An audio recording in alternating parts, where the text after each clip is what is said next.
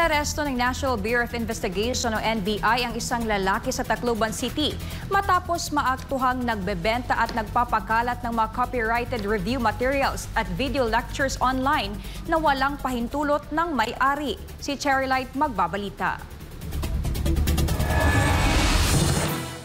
Alinsunod sa direktiba ni NBI Director Judge Jaime Santiago, isinagawa ang operasyon laban sa suspek na si Boarnegues T. Hidalgo matapos makatanggap ng reklamo ang NBI Cybercrime Division mula sa Juris Bar Review Center.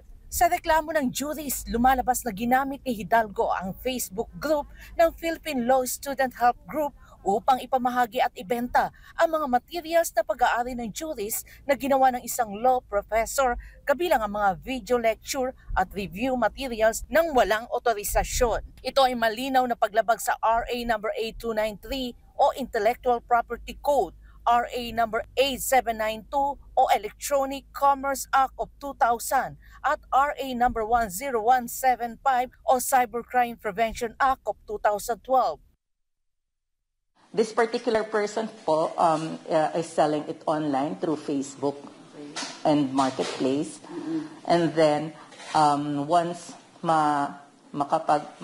makabenta siya, binibigyan niya po, or he would be asking a large, usually 1 terabyte na para ma-save yung mga videos na to.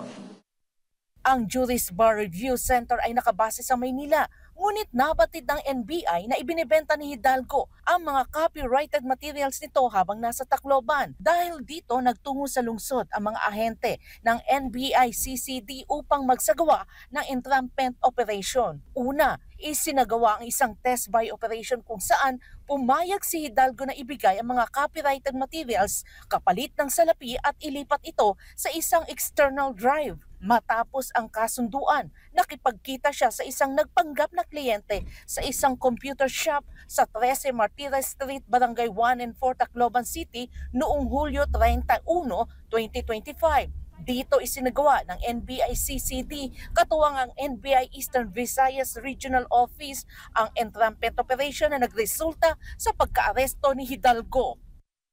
In this scenario po, ang ginawa namin, we forwarded a certain amount na para makabili na ng hard drive. Kasi the transfer would take around 3 hours. Okay. So ang ginawa namin, pinasave na namin. So during the time of meet-up, ipapakita niya sa amin na nagpe-play na lang. So it will be faster. Okay. So yun po yung CCTV. That is a CCTV of the computer shop. Sa paunang investigasyon ng NBI CCD, lumalabas na si Hidalgo ay isang law graduate at dating reviewer ng nasabing Bar Review Center, ngunit hindi pa bar passer. Ayon pa kay Attorney Asuncion, nire-record umano ng suspect ang video lectures gamit ang cellphone habang ito'y pinapalabas sa screen at sa kanya ito ibinibenta online. Ang mga review materials ay ibinibenta lamang umano ng suspect sa halagang 3,000 piso kumpara sa original na presyo na 50,000 piso. Aminado ang NBI na hindi ito ang unang beses na may nahuling sangkot sa ganitong uri ng krimen. Yes po, marami po. Actually, these are not only videos. We have different authors po na pinost yung book nila sa online, sa Scribd, sa ganun, and then binibenta. So we have different cases po na nagpapahanap pa ng mga ganito. Si Hidalgo ay sasailalim sa inquest proceeding para sa mga sumusunod na paglabag. Alinsunod sa DOJ Department Circular No. 20/2023, agad na nakipag-ugnayan ng NBI sa Office of the Prosecutor sa Tacloban City para sa pagsasampa ng kauklang kaso. Sa ngayon, nakakulong na si Hidalgo sa Tacloban City Jail habang inaayos ang mga dokumento para sa formal na investigasyon. Para sa Diyos at sa Pilipinas kong mahal, Cherrylight, SMNA News.